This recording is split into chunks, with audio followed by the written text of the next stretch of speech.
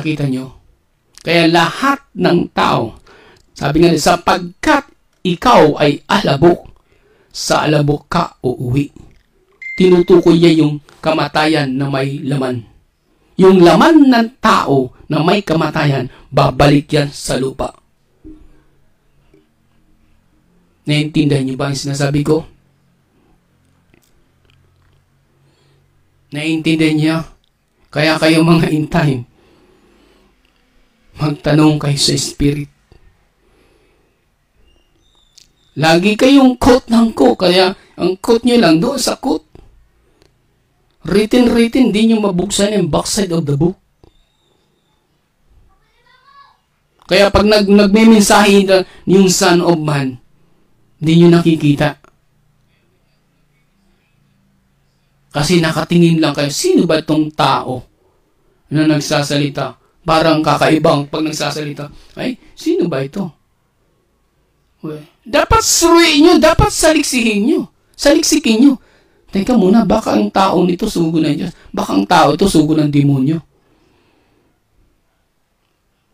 Tingnan nga natin kung ang tao ito sugo ng Diyos o sugo ng demonyo. Kasi si Jesus Christ na nag-fasting sa wilderness within 40 days, tinuksos yan Diablo eh. Sabi ng Diablo, ikaw, tumalumbas yan eh. Sabi nun, tinutoksis siya sa pagkain. Kainin mo yan. Yung bato, gawin mong tinapay. Ang tinutusok ng Diablo, nasusulat. Sabi ni Kristo, nasusulat. Hindi lang sa tinapay nabubuhay ang tao, kundi sa pamamagitan ng bibig ng Diyos, salita ng Diyos. From the mouth of God. Nakita nyo? Kaya yung narinig nyo yung sinasabi ko, the letter kill it, but the Spirit give it life.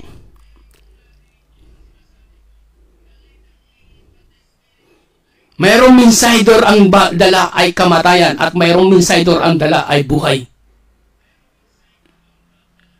Dapat makita nyo yun. Who is bringing life and who is bringing death? They're both sides, gumagamit sila ng salita ng Diyos. Yeah, they are using the Bible. The many Christianity, they are using the Bible, but behind the mystery of the Bible, behind the books of life, hindi nila makita ang laman ng kasultan. Kaya sinabi doon ni Pablo, the letter kill it, but the Spirit give it life. See?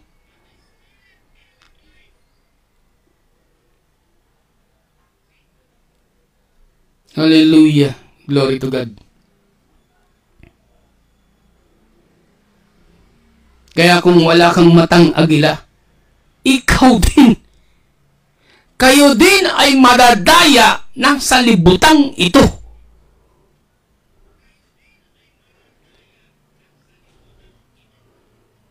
Looking into Jesus.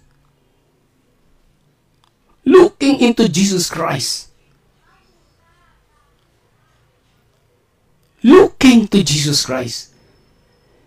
Jesus Christ said, I am the way, the truth, and the life, and no one come to the Father but by me. Because Jesus Christ is represent the tree of life. Now, nasaan ngayon ang salita?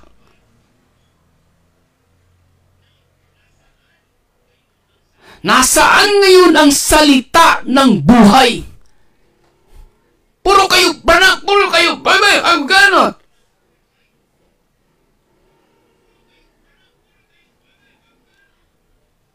Tingin kayo doon sa salita. Tingnan nyo yung salita. Naging kasi nasabi ni brother, tingnan nyo yung word of life. Pinakita ni Brother Branham yung opening of the mystery, pero tingnan nyo yung pagtakad ng liwanag. Lumalang ka ng liwanag, hindi na natili sa 1965. Lumakad siya Ayaw nyo tingnan ang paglakad ng liwanag.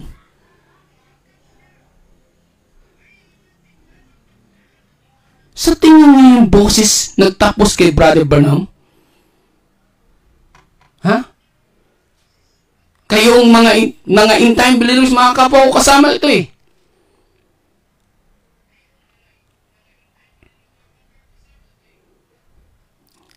Magagalit kayo sa akin. Magagalit kayo sa akin. Ano ngayon kung magalit kayo sa akin? Hindi nyo naman ako pinapakain eh. Hindi mo ako pinapainom eh.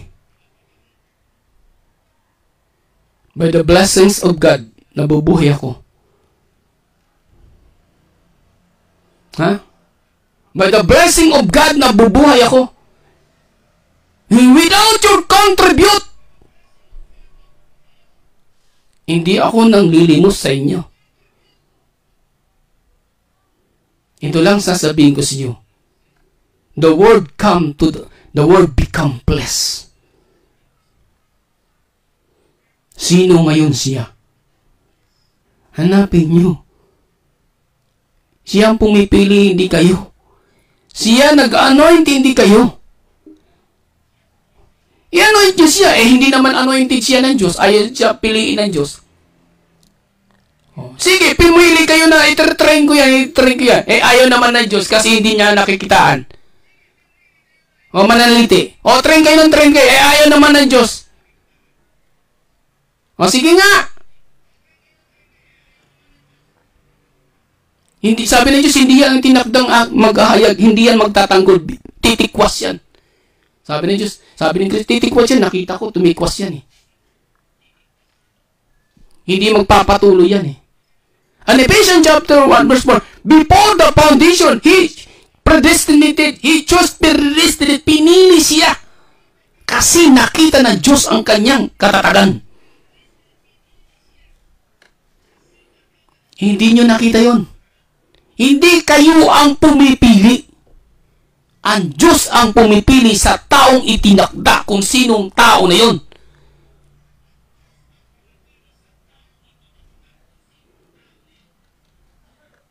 Nakita nyo? Ang Diyos ang pumipili sa taong gusto niyang ihirang. Hindi ang tao ang pumipili. Pwede lang pumili siya, pero ang Diyos pa rin ang magpipili. Kung karapatan. Kaya minsan may pumili ang tao, pero hindi bumalik, bumigay. Hindi siya itinakda eh. Bumigay, hindi siya tinakda eh. Nakita nyo?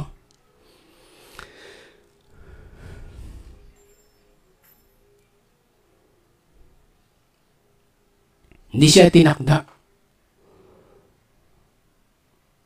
Kaya, manaliti, Jesus Christ Rock of Revelation, sinasabi yung Jesus Christ Rock of Revelation? Ha? What is the rock? Ibig sabihin, nakatingin lang kayo sa isang tao, ibig sabihin, hindi nangungusap sa inyo ang Diyos.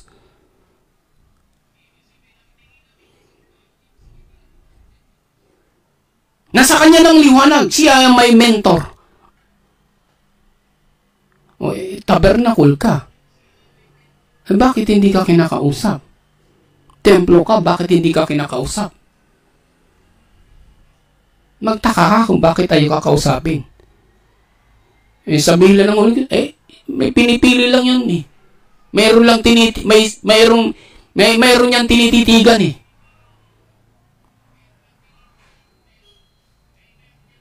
Kaya doon lang sila tumingin sa tinititigan. So doon lang kayo tumingin. At ganoon lang ng iba. Iba, pag tumingin sila, may tinititigan at hindi tinititigan. At ayaw yan ng Diyos at ni Kristo. Yung discrimination. Ayaw ng Diyos ng discrimination. Pag ikaw ay nakatingin lang sa isang tao, sa sino man na gusto mo lang, hindi mo nakikita yung blessing, yung coming of the Word. Hindi mo nakikita, hindi nyo nakita yung coming of the Word. Hindi nyo alam, ano ba ito? Inaalipusta nyo siya. Ang pagdating niya in the form of word and revelation, ang pag-anya ay may, nakita niya may pagka-plastic. See? Hindi nyo madadaya ang Diyos at ang Espiritu ng Diyos. Kapag ang puso mo may pagka-plastic sa kayong kapatid, alam ng Diyos yan. May plastic ito. Hindi karapat dapat ito sa reward. Precious stone. The precious revelation. Hindi ito karapat dapat makatanggap ng precious revelation.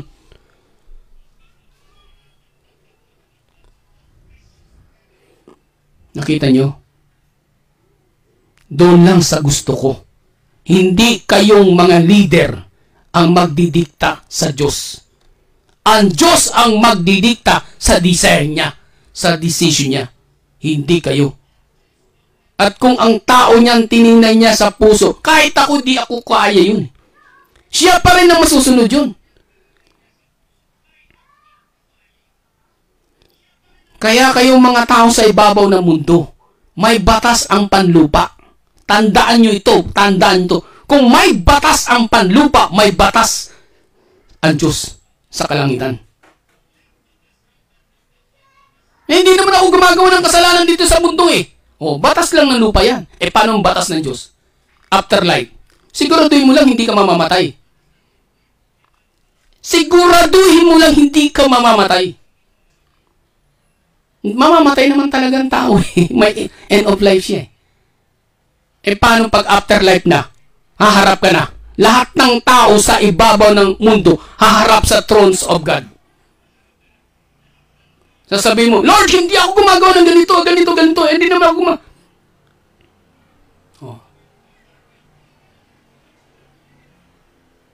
batas nang ba? May batas ako eh.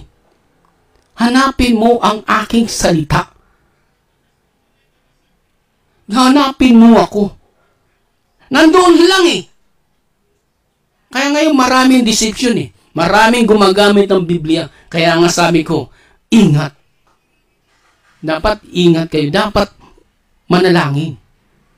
Manalangin kayo sa Diyos. Nakita nyo? Dapat manalangin kayo sa Diyos. Nabuksan ang iyong mata. Matang pag-uunawa. There are two eyes. Literal na nakikita mo and spiritual understanding. Hilingin nyo yun. Hangarin yung may katulad kayong matang agila. Dahil kung wala kayong matang agila, madali kayong madaya ni Satanas. Kasi si Satanas nag-aanyo ng iba't ibang klaseng anyo eh. Nag-aanyo siya ng iba't ibang anyo. Sana mapakinggan nyo ito. Ang mensahe nito. Diba? Hallelujah. Glory to God. Purihin ang Diyos sa araw na ito.